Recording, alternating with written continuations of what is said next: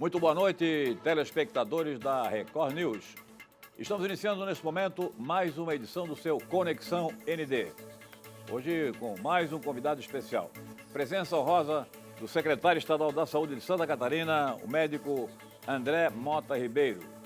Gaúcho de Cachoeira do Sul, formado em Medicina pela Universidade Federal de Santa Maria, tem pós-graduação em Administração Hospitalar pela PUC do Rio Grande do Sul, foi diretor do Hospital Charqueadas, também no Estado Gaúcho, médico plantonista de Porto Seguro e, a partir de 2004, secretário municipal da Saúde aqui na Unidade Básica de Pântano do Sul, foi diretor da Secretaria da Saúde de São José, portanto, atuação aqui na Grande Florianópolis, também regulador estadual de leitos de UTI, nos últimos 7 anos do Hospital Celso Ramos.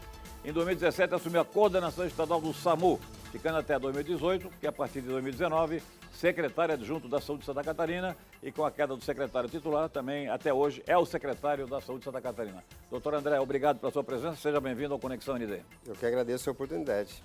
Doutor André, naturalmente que o senhor está no radar aqui do Grupo ND há muito tempo, mas agora eu acho que o momento mais oportuno porque estamos nas vésperas da temporada, no antivéspera de carnaval. A pandemia, graças a Deus, né, parece que está no final. Então, eu queria que o senhor desse uma panorâmica. Realmente os números são esses mesmos, são positivos. Qual é a situação de Santa Catarina em relação à Covid-19?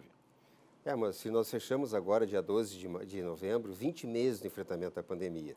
Então, desde o início, a gente tem feito várias notas técnicas, portarias, discutindo de forma colegiada esse enfrentamento. Não é à toa que o Estado de Santa Catarina hoje é considerado, se não o melhor, dos melhores do enfrentamento à pandemia.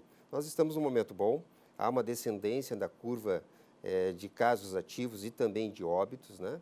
Por tudo que está sendo feito, por tudo que foi discutido e regrado, e também é um dos estados que mais vacina no Brasil. Lembrando que a gente sempre atuou e fez até por determinação do governador, e é assim que nós fazemos, trabalhando em questões técnicas, científicas, então trazendo regramentos que fazem sentido e também aplicando vacinas, porque é a arma que nós temos contra essa doença. Faltou vacina em Santa Catarina durante esses 20 meses? Não. Nunca. Então, significa que, além do governo federal abastecer adequadamente, na hora certa, Santa Catarina, uma organização de logística bem montada entre a Secretaria da Saúde, o governo federal e as prefeituras municipais é que funcionou colocando o Estado nessa posição. É isso mesmo? É isso mesmo. A gente assumiu um compromisso no início de entregar em até 24 horas todo o estoque de vacina trazido pelo Ministério da Saúde. Nós estamos cumprindo esse compromisso. Só no mês de abril que houve uma pequena falha, nós não estávamos, né, naquela época. Então, em 24 horas, a gente distribui isso para o estado inteiro. E os municípios estão treinados, a gente participou de treinamentos, são 1.200 salas de vacinação no estado inteiro. Nós temos 17 unidades descentralizadas que recebem essas vacinas e aí distribuem aos municípios. Por isso também do nosso sucesso, porque é um trabalho colegiado. Secretário, quais são as instituições que participaram mais ativamente para o sucesso desta operação de logística? É uma operação extremamente complicada, até porque as vacinas precisavam estar em temperatura, não é isso? Quem participou? O Estado tem trabalhado muito colegiado, né? O governador Moisés traz essa característica para os seus secretários, que trabalham, então, com ajuda mútua. Nós tivemos ajuda do Corpo de Bombeiros, com o Batalhão de Operações Aéreas, a nossa vigilância estadual, que ela é exemplo para o Brasil, consegue separar e organizar as vacinas em pouco tempo, em pouco espaço de tempo, em poucas horas, e a gente distribui isso para todo o Estado, via terrestre, via aéreo. Nós compramos já lá no começo do ano passado, no final de 2020, equipamentos, né, freezers. A gente organizou, então, as nossas estruturas. O colegiado de governo, junto aos secretários municipais de saúde, isso é importante, né? Nós temos a CIB, que é a comissão bipartite com os secretários de saúde, que está trazendo toda essa estruturação para ofertar vacina para o cidadão. Há algum município, alguma região que não tinha preparo suficiente, e hoje nós estamos com 1 milhão de vacinas para ser aplicadas ainda, não é isso? E que não correspondeu às expectativas do plano logístico? Sempre há diferença, né? A gente tem entendimento que não é fácil. Nós, esse ano, com a eleição municipal, trocamos 60% dos gestores municipais, que entraram no meio de um furacão, que foi o pior momento da pandemia, foi lá janeiro e fevereiro deste ano. Então, é compreensível que alguns municípios tenham mais dificuldade do que outros. Por isso que o Estado participa ajudando nas políticas públicas. Secretário, os números então são positivos, estamos realmente na descendente aí dessa terrível pandemia, mas a expectativa da população e preocupação é com a temporada de verão e o carnaval. Vamos primeiro com a temporada de verão. O que o senhor está prevendo? Vamos estar sem máscara, tranquilo? Tem alguma prevenção, alguma campanha do governo? Nós temos várias atitudes que estão sendo, várias ações sendo organizadas. Nós temos um colegiado que discute o verão seguro com a Santur, Defesa Civil, o próprio GRAC, né?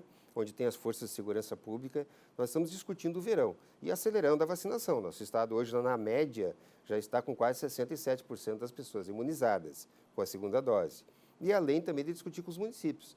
Desde junho do ano passado, por decreto do governador Moisés, nós compartilhamos decisões com os municípios. Então o estado traz o regramento, o município vem também fazendo a sua regra conforme a característica de cada cidade. E vamos discutir outras coisas no verão. A possibilidade de barreira sanitária, entendendo com a Anvisa como é que se faz para recepcionar turistas nos portos, nos aeroportos. Isso tudo está sendo colocado num grande debate para que se traga, então, o máximo de segurança para o verão. Máscaras, ainda a gente está dependendo do governo federal para poder desobrigar nos espaços abertos, mas nós já estamos com a regra toda pronta.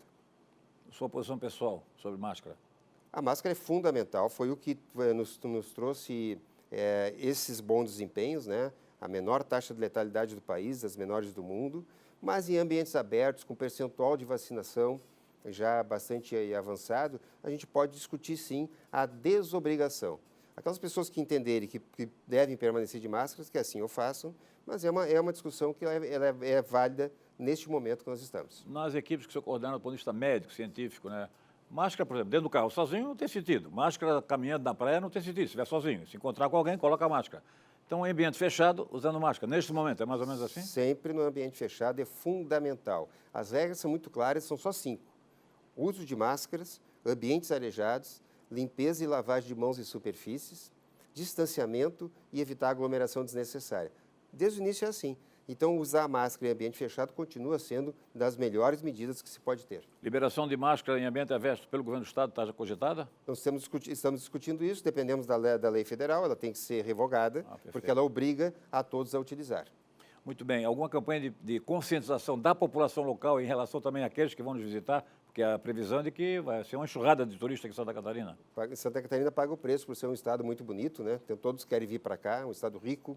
Nós estamos discutindo também várias ações educativas para o turista e também para a nossa população.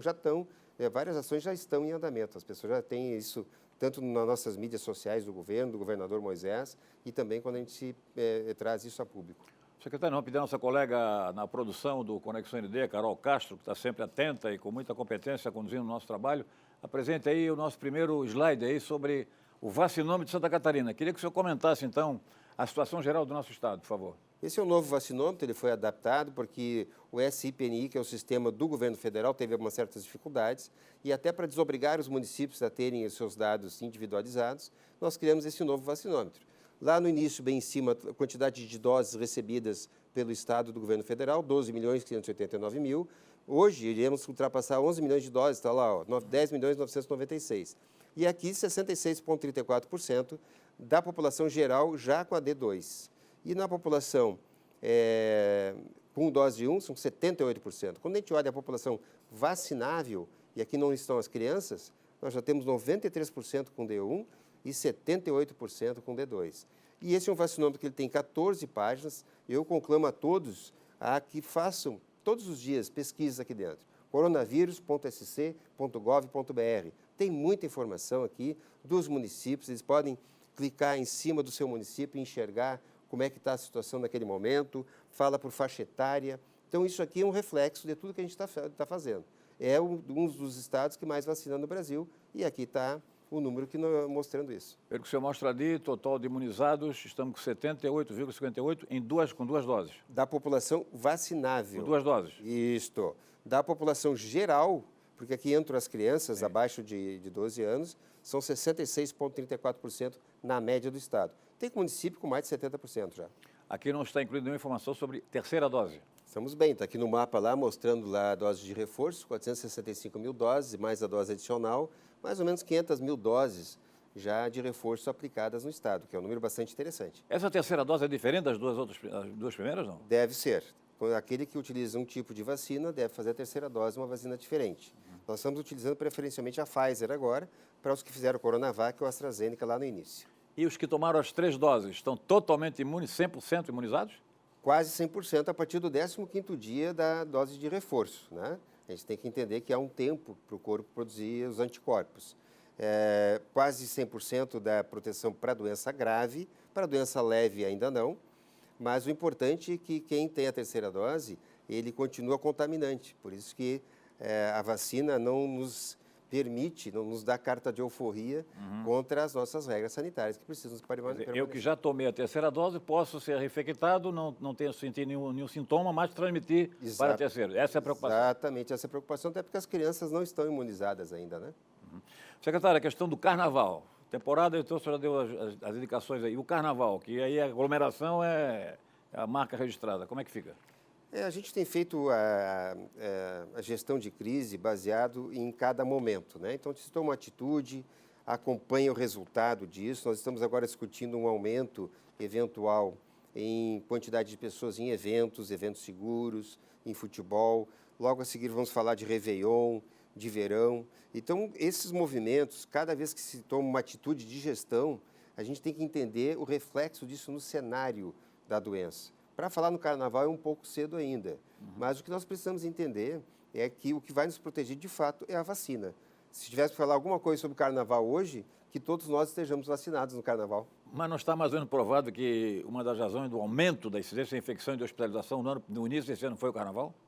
Foram todas as aglomerações que aconteceram, né? Infelizmente, a gente entende a angústia das pessoas, mas a gente teve muito evento clandestino, alguns municípios, alguns lugares que, até pelas características, acabaram tendo festas, né? As pessoas não utilizando máscaras, no próprio verão, em algumas praias também, e foi o que aconteceu, foi um desastre no mês de março, um impacto absurdo.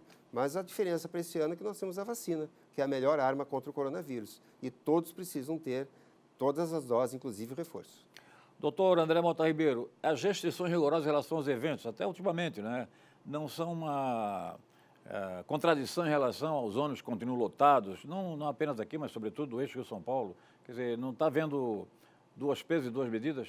Na verdade, a regra posta ela é clara, né? Nós temos uma matriz de risco que determina percentual do que pode ou não pode, deve ou não deve. O que nós precisamos entender é que são 20 meses de pandemia, as pessoas já têm que ter essa conscientização. E os ônibus, eles são de atribuição do município, né? Então, a fiscalização e vigilância, ela tem que caminhar paralelamente ao regramento. Mas nós já estamos discutindo outros eventos com mais quantitativo de pessoas, eventos seguros, né? Mas uma coisa não anula a outra. Quando a gente faz regra, mas a gente tem que também fiscalizar e vigiar. E fiscalizar e vigiar não é só do poder público, também é do cidadão, é daquele que se sente atingido com esse tipo de situação, né? E os estádios de futebol, quando é que o senhor vai liberar?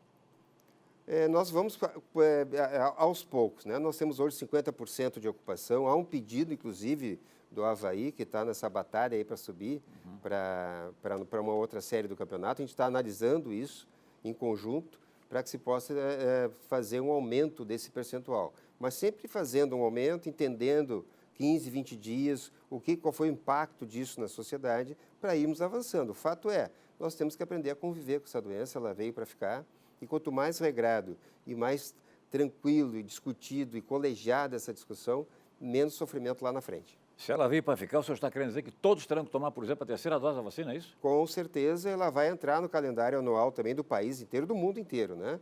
Não é um vírus que vai se extinguir, me parece, até pela gravidade dele, né? Como médico e pelo que o senhor conhece os estudos das equipes e estudos nacionais e internacionais, virá a quarta, quinta, anualmente, como a influenza, vamos ter a obrigação da... É bem provável que a partir do ano que vem já tenhamos uma forma de ter vacinação contra o coronavírus. Se vai ser uma dose ou duas, isso ainda está sendo estudado, porque é uma doença muito recente. E vacina a gente tem há menos de um ano, né? Então a gente vai ter que ter esse entendimento. Agora, que vai entrar no calendário, eu não tenho dúvida. Doutor André, eu até havia selecionado aqui uma manifestação, um videozinho do doutor Ceballos, conhecido médico lá de São Paulo, apontando que a vacina não dá segurança, que pode ter problemas neurológicos e problemas celulares e tal.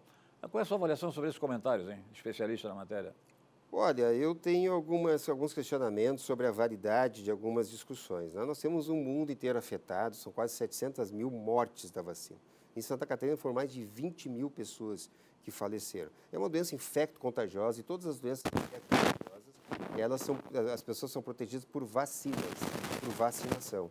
Não é diferente com o coronavírus. Claro que toda vacina, eventualmente, pontualmente, ela pode trazer um agravo maior para uma ou outra pessoa, né, que é mais sensível ou que por algum motivo teve alguma complicação. Mas essas questões que acontecem com todas as vacinas, inclusive com sarampo e outras, elas não podem absolutamente anular a importância da vacinação em massa. Se nós tivermos eventos adversos, infelizmente, o percentual disso para aqueles que estão sendo beneficiados é inegável. Há estudo científico mostrando que nesta cidade ou nesta região houve muita, agora durante esse ano de 2021, houve muita aglomeração, em função disso houve aumento da infecção ou aumento da hospitalização. Existe esse estudo científico? Nós temos dentro do nosso site, coronavírus.sc.gov.br, vários gráficos e números mostrando isso. Naqueles ambientes, né? O extremo oeste do estado foi um exemplo. Lá nós tivemos alguma dificuldade e no começo do ano, por lá, iniciou a Delta, né? É um lugar onde tem migração de pessoas de fora do país, né? É uma característica diferente. Inclusive, eu me mudei para lá, para o município de Chapecó, para trabalhar junto com o município da região, para tentar entender isso. Claro que tem uma relação direta entre a aglomeração, sem regra, sem distanciamento, sem máscara, sem vacina e aumento do contágio. É uma doença que ela é contagiosa de pessoa para pessoa. O senhor cita o caso de Chapecó, eu gostaria de ouvir também a sua opinião sobre essa opinião científica de autoridade da matéria. Chapecó foi interessante, porque teve uma ascendência rápida, na verdade, e aí o prefeito, a comunidade, empresários, chovam para lá, para Chapecó, com a sua equipe, e aí veio uma queda. Foi um exemplo bom mesmo, com o tratamento imediato, o tratamento precoce, testagem em massa, na verdade, separação daqueles que estavam infectados. Esse é um bom exemplo? Tem vários bons exemplos em Chapecó, alguns nem tanto. Não existe tratamento precoce como foi defendido por alguns contra o coronavírus, né? Alguns medicamentos utilizados sem nenhuma comprovação científica. Mas o que aconteceu em Chapecó foi um trabalho conjunto, né, do governo do estado, do governo do município e também dos arredores, para a gente fazer testagem, qualificar o diagnóstico das pessoas, monitorar essas pessoas e ofertar mais serviços. Quando nós chegamos lá, o hospital, que é o hospital de referência, tinha 35 leitos de UTI coronavírus. Quando eu saí de lá, o estado, nós saímos de lá deixando 110 leitos de UTI contra o coronavírus e todo o reforço do estado, do APH, de ambulância e de avião. Então foram várias ações, mas principalmente na qualidade da assistência e na velocidade de diagnóstico e monitoramento. Tratamento precoce, como alguns colocavam, hoje se sabe, né, que não tem comprovação científica alguma.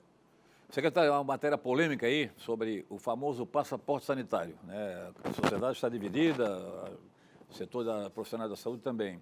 E, além disso, há uma outra questão decorrente da pandemia, que é o aumento da lista de espera para cirurgias e consultas. São temas polêmicos que nós gostaríamos que o senhor abordasse logo em seguida, após o intervalo comercial, além de outras questões pendentes sobre ainda, nós temos alguns slides aí para mostrar para o senhor, sobre a Covid-19 em Santa Catarina. Retornamos em seguida, após o intervalo comercial, com o secretário estadual da Saúde, André Mota Ribeiro, entrevista que estará disponível na íntegra no portal ND+, que é líder de audiência na comunicação digital de Santa Catarina e também nas redes sociais da internet. Voltamos em seguida.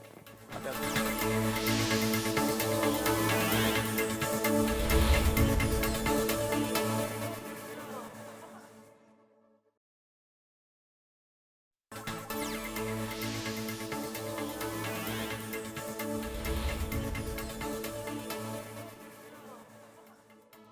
Estamos apresentando pela Record News o seu Conexão ND. Hoje com a honrosa presença do secretário estadual da Saúde de Santa Catarina, o médico André Mota Ribeiro. Doutor André Mota Ribeiro, qual é a situação do ranking, digamos, da pandemia hoje aqui em Santa Catarina? Qual é a avaliação que você faz? Nós temos vários estudos, vários institutos, né, que ranqueiam, então, quantitativo de primeira dose, segunda dose, de reforço. Santa Catarina tem sempre se colocado entre os estados que mais vacina, eventualmente como segundo ou terceiro colocado. Essa aqui é o da semana, dia 16 de novembro, né? Que nós estávamos em terceiro colocado aqui nas doses que já foram aplicadas no nosso estado. Mas quando a gente olha para a primeira dose, por exemplo, Santa Catarina é o segundo colocado em aplicação de primeira dose. Mas estamos variando entre os três primeiros, o que é muito bom, um estado que tem a 11ª população do país. Então significa que a gente está bem à frente dos outros, né? Muito bem, secretário. Outra questão que eu gostaria que o senhor falasse também, que é muito delicada, tem uma relação e não tem com a Covid-19, que é o seguinte: durante esse período grave aí da pandemia, o governo do Estado, em convênio com o federal, ampliou o número de leitos hospitalares, de UTI, Isso. já tem para atender as emergências. Isso. E algumas regiões não tinham leitos ou tinham poucos leitos, então foram atendidas pelo Covid, mas se desativar agora esse extra, eles vão ficar numa situação delicada. Qual é a sua previsão para esses municípios, essas regiões? Quando nós começamos a colocar leito de UTI lá no início, no dia 12 de março, nós instituímos o COIS. No dia 17 de março, o governador Moisés trouxe aquele decreto mais restritivo, né, com uma atitude bastante sensata e corajosa. E a partir dali nós começamos a distribuir leitos de UTI no estado inteiro. Foram 1.100 leitos de UTI adulto, num estado que tinha 540 leitos de UTI adulto lá no início. Mas já nessa organização inicial, nós já definimos nas regiões aqueles hospitais que deveriam receber e permanecer com esses leitos no futuro, porque já havia uma carência lá antes da pandemia. E hoje nós trabalhamos na regionalização de acesso de saúde às pessoas, para que as pessoas possam se tratar mais próximas das suas casas, inclusive olhando para a cirurgia eletiva. Então, mesmo que o governo federal não habilite leito de UTI, nós, por determinação do governador Moisés, iremos pagar esses leitos para que eles permaneçam nas regiões, tanto para enfrentamento do coronavírus, mas também para pós-operatório de cirurgia eletiva. Vamos analisar mais um slide, então, em relação à questão dos leitos de UTI de Santa Catarina. Carol, por favor. Para que o secretário possa avaliar exatamente em que regiões aqui a situação é mais delicada. O senhor tem já a avaliação geral? Isso é pré-pandemia, 810 leitos, né? Aqui somando pediatria e neonatologia, em adulto eram 500 e pouco. Atualmente, 1.576, nós já tivemos quase 1.800 leitos de UTI no estado. Por que diminuiu um pouquinho? Como a pandemia está impactando menos, alguns leitos de UTI estavam dentro de centros cirúrgicos. Então, a gente está desmobilizando esses leitos para oferecer, então, cirurgias eletivas para as pessoas. Seguinte slide, por favor. Para o secretário André Mota Ribeiro também fazer a avaliação. E o senhor consegue identificar quais são as regiões que... Vamos ver aí. Então, assim, em todas as regiões do estado, hoje nós temos 17 regiões, nós colocamos mais leitos de UTI. Ali em azul está o que nós estamos propondo. Tudo que está em azul é leito de UTI adulto que está sendo proposto pelo estado. E em vermelho, o que já foi deliberado em CIB, que o governo federal disse que iria habilitar, algo em torno de 170 leitos, e agora ele retirou essa proposta da mesa. Mas, mesmo assim, nós estamos discutindo em Brasília essas habilitações e o Estado irá custear esses leitos enquanto for necessário, para o coronavírus e pós-operatório. Me diga uma coisa, partindo do pressuposto que a pandemia desapareceu no final do ano, São Miguel do Oeste não teve nenhuma acréscimo de leito, é isso? Teve 10 leitos lá, foram acrescidos lá. E o vermelho é que vai desaparecer tudo? O vermelho é que não foi pactuado ainda pela CIB e não foi autorizado pelo governo federal. Mas aí, vermelho é do governo federal. Aí o senhor diz que o governo estadual vai bancar esses 10 leitos, é isso? Vamos bancar enquanto for preciso. A Chapecó, como é que fica a situação? A mesma coisa, nós aumentamos leitos lá bastante. A ideia agora é permanecer um quantitativo para enfrentamento do coronavírus enquanto for necessário, mas nós precisamos rodar a fila cirúrgica. Joaçaba, 10 por 10. A mesma coisa, já foi 10 então aumentado e 10 que foram autorizados pelo Ministério, mas ainda não habilitados. Se não habilitado, o senhor vai garantir, é isso? Sim. Joinville, vamos lá pegar o... A mesma coisa, Joinville tem um quantitativo bastante grande, eram 40 que nós estávamos propondo, 10 foram autorizados, essa oferta ainda não foi confirmada, mas em todos os ambientes aqui que nós estamos trazendo mais cirurgias eletivas, nós iremos manter leito de UTI para fazer pós-operatório. Blumenau. O Blumenau também um quantitativo bastante grande, há algumas reduções, porque estavam dentro do centro cirúrgico de Santa Isabel e lá do Santo Antônio, que já estão fazendo cirurgias eletivas. Aqueles leitos que forem necessários para pós-operatório irão permanecer. Criciúma. Da mesma forma, Criciúma tem aumentando 5, nós aumentamos em Içara 10. Não foi pouco para Criciúma, não? Mas é que Criciúma já tinha um quantitativo bastante interessante. E como nós aumentamos em Içara, que é do lado, em 10 leitos, Sim. ela vai suprir essa necessidade. O que nós estamos fazendo? Uma rede hospitalar complementar. Os hospitais de alta complexidade precisam de hospitais de média complexidade como retaguarda. E esses de média têm que ter leito de UTI. Então tem leitos lá em Sombrio, tem em Laguna, tem em Içara, em Imbituba. Nós estamos colocando no entorno das grandes cidades também UTIs para que se possa trazer mais oferta regionalizada. Tubarão também 10 e 10, você vai garantir os 10? Mesmo fato. Isso está decidido, então, o governo estadual vai bancar esses leitos? A própria política hospitalar catarinense, que aumentou, que dobrou os recursos, ela já traz isso. A necessidade, então, de ofertar mais para as pessoas. E para ofertar mais cirurgias eletivas, que é a proposta do Estado, nós estamos saindo de 117 hospitais para 173, 310 milhões para 630 milhões.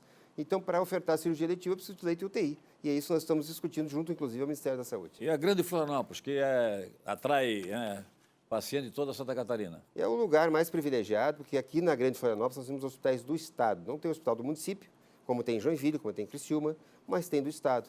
Grandes hospitais, nós estamos construindo o complexo hospitalar, vamos construir agora o novo Instituto de Cardiologia e vamos manter leitos de UTI suficientes aqui para atender a população.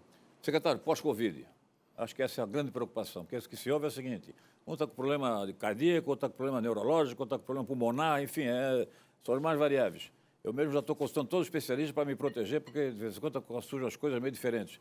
E aí, o que a Secretaria tem feito para tratamento desses pacientes pós-Covid? Mais graves, claro. Essa é uma doença realmente cruel, porque ela traz várias sequelas de vários órgãos, de vários sistemas do organismo. Como eu tenho dito muito, é uma doença que ela não respeita geografia, clima, nem característica da população. Nós já estamos trabalhando com centros de recuperação pós-Covid, já temos 5 no estado, vamos colocar pelo menos um em cada região de saúde, são 17 regiões de saúde. Temos um modelo já trazido pelo CCR, que é um órgão do Estado, e pelo Planejamento. Estamos discutindo junto ao Ministério da Saúde financiamento do governo federal, mas também já tem financiamento do Estado. Já está sendo organizado, as pessoas estão sendo atendidas em várias cidades, mas nós iremos trazer mais centros de recuperação pós-Covid ainda. Quais são os casos mais frequentes que o senhor tem ouvido? A gente vê de tudo, né? Desde coisas mais leves, de perda de olfato, né? O senhor sabe que outro dia eu recebi o operário que trabalha na minha casa há mais de 30 anos. Ele teve um problema num dos pés, o pé esquerdo dele, ele não conseguia mais colocar no chão, não atendia mais. Quer dizer, uma questão nervosa bem específica. Isso. E aí ele disse que era Covid, eu não acreditei. Mas é e agora verdade. ligou para mim no final da semana dizendo que o Covid desapareceu. É isso mesmo? É mesmo. O impacto neurológico do Covid é grave, o circulatório é grave, o renal, por isso que nós trouxemos a política terapia renal substitutiva para o estado de Santa Catarina, ofertando mais. São vários os impactos, auditivos também, eventualmente visuais, emocionais. Bom, esse é o maior, né? Esse talvez seja o maior de todos. Que atinge não apenas quem foi infectado, como aqueles que tiveram que ficar isolados, de acordo? E as famílias que perderam também os seus entes queridos, né? Secretário, passaporte sanitário, grande polêmica. Anunciamos aí antes do intervalo comercial. Qual é a sua posição pessoal? O senhor é a favor ou contra? Em junho do ano passado, o governador Moisés trouxe um decreto corresponsabilizando a gestão com os municípios. Quando a gente cria a regra do Estado, é para facilitar exatamente esse compartilhamento de decisão. Passaporte como decisão única do Estado não vai acontecer, porque os 295 municípios de Santa Catarina são diferentes. Sim. Cada um tem uma característica. Mas aquele município que entender que deve assumir isso como uma gestão de crise pandêmica, que assim o faça, mas o Estado não vai trazer isso como regra geral. Quer dizer, vai depender das prefeituras municipais. Cada município tem uma característica. Balneário, por exemplo, é diferente de Joaçaba. Florianópolis é diferente de município menor como Santo Amaro. Então, não dá para o Estado chegar e dizer assim, olha, vamos fazer passaporte para todo mundo. Mas a gente traz a regra do jogo e aquele município que entender que deve assumir e implementar, que assim o faça. Eu estive agora, no final de semana, com a família em Gramado e Canela. O que é que aconteceu? Restaurante zero. Entra à vontade, não tem problema nenhum. Bar, a mesma coisa. Ambientes de reunião, atração turística, zero. Agora, nos espetáculos, certo? Seja no teatro, seja lá no lago, que é maravilhoso, coisa de Epicote, Disney, tal, maravilhoso. Eu recomendo para todos meus amigos. Gramado, quem gosta de Natal, quem gosta da música de Natal, vai para Gramado com a família, que vai realizar um sonho espetacular. Então, passaporte apenas nesses dois ambientes. O senhor é cidadão de Florianópolis, o senhor concorda com esse critério de Gramado? Eu acho um critério interessante, né, desde que traga segurança para as pessoas. O que nós não podemos é generalizar e impedir o acesso das pessoas a serviços essenciais. E talvez seja esse o grande problema do passaporte. Então, se o senhor fosse prefeito de Florianópolis, o senhor não exigiria o passaporte para... eu sou secretário de Saúde do Estado, então eu estou trazendo...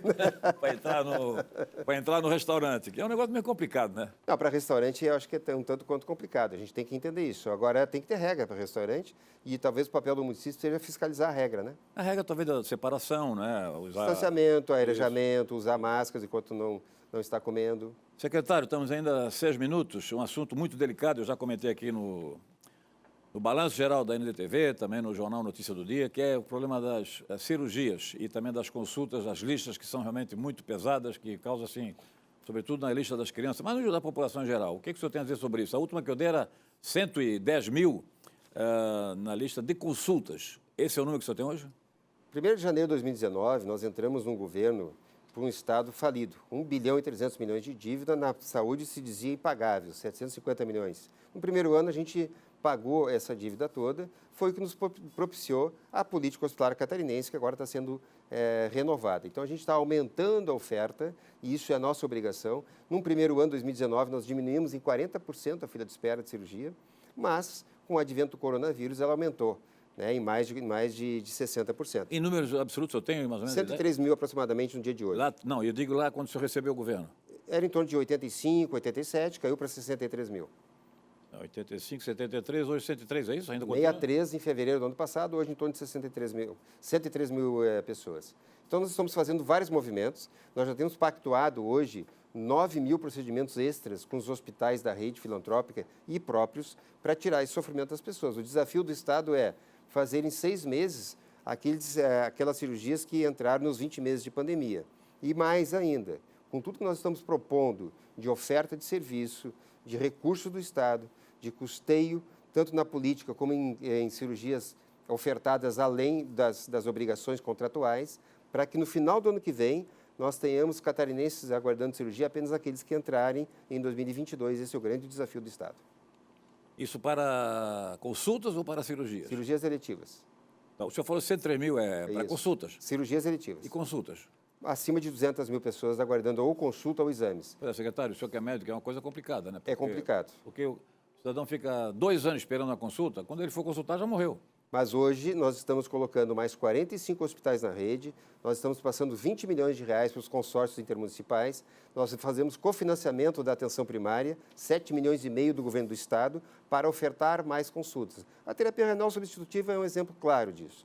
O Estado assumiu 30 contratos com prestadores de serviço, ofertando consultas pré-dialíticas. E isso nós estamos fazendo em todas as áreas. Em saúde mental, em clínica, a gente está fazendo telemedicina, teleconsultoria, trazendo recursos do Estado e políticas públicas para que as pessoas não sofram mais em lista de espera. Não seria o caso, como já ouvi de alguns médicos, né? O caso de que o governo patrocinado aqui, os recursos estão disponíveis no Tesouro, né? Está sobrando dinheiro no governo, de fazer um grande mutirão e o senhor com a sua equipe definir quais são aquelas que estão pendentes há mais tempo e definir as especialidades que são mais delicadas, como crianças, como pediatria, como neurocirurgia.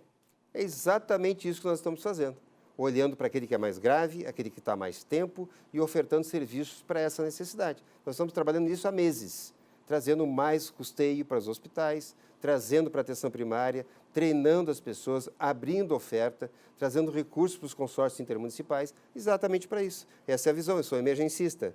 A gente pega aquele que está há mais tempo, aquele que está sofrendo mais e faz oferta. E nós estamos regionalizando o acesso às pessoas no Estado. As 17 regiões de saúde vão ser autossuficientes em serviço, o mais autossuficiente, para as pessoas serem tratadas perto das suas casas o mais rápido possível.